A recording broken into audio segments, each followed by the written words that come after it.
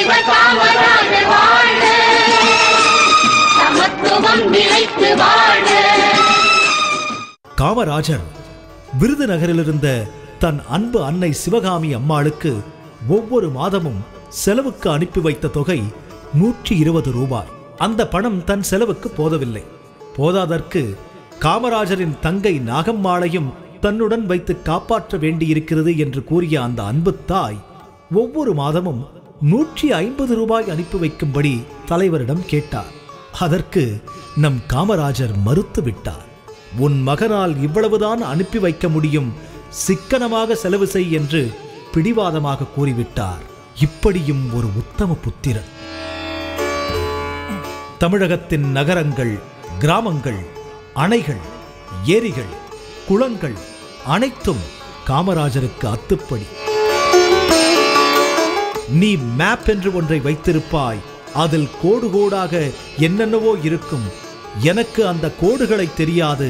ஆனால் தமிழகத்தின் ஒரு குக்கிராமமும் கூட அப்படிப்பட்ட ஒரு மக்களின் தலைவரை பெற்றதற்காகவே தமிழகம் தலையை உயர்த்தி கொண்டு கம்பீரமாக நிற்கலாம். 1975ஆம் ஆண்டு அக்டோபர் 1ஆம் தேதி நடிகர் திலகம் சிவாஜி கணேசனின் பிறந்த நாள். தன் மீது உயிரையே வைத்திருக்கும் உண்மை தொண்டன் சிவாஜியை வாழ்த்துவதற்கு பெருந்தலைவர் செல்லாமல் இருப்பாரா? நடிகர் திலகத்தின் இல்லத்திற்கு சென்று அவரை வாழ்த்தினார். அங்கிருந்து புறப்படுவதற்கு முன்பு போய் வருகிறேன் என்று அவர் சிவாஜியிடம் 4 முறைகள் கூறியிருக்கிறார்.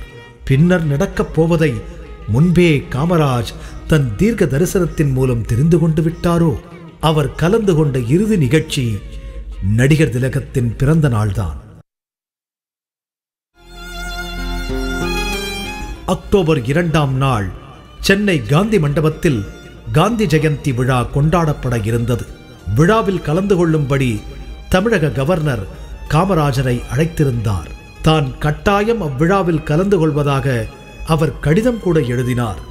ஆனால் அதற்கு முன்பே அவர் நம்மிடமிருந்து விடைபெற்றுக் கொண்டார்.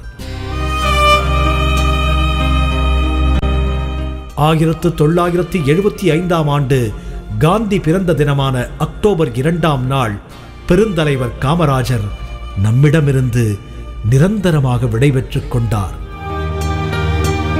காமராஜர் சிறிதும் எதிர்பாராமல் மரணத்தை தழுவ அவரை இறுதி அடக்கம் செய்ய அடையார் காந்தி மண்டபத்திற்கு அருகில் இடம் தேர்ந்தெடுக்கப்பட்டது.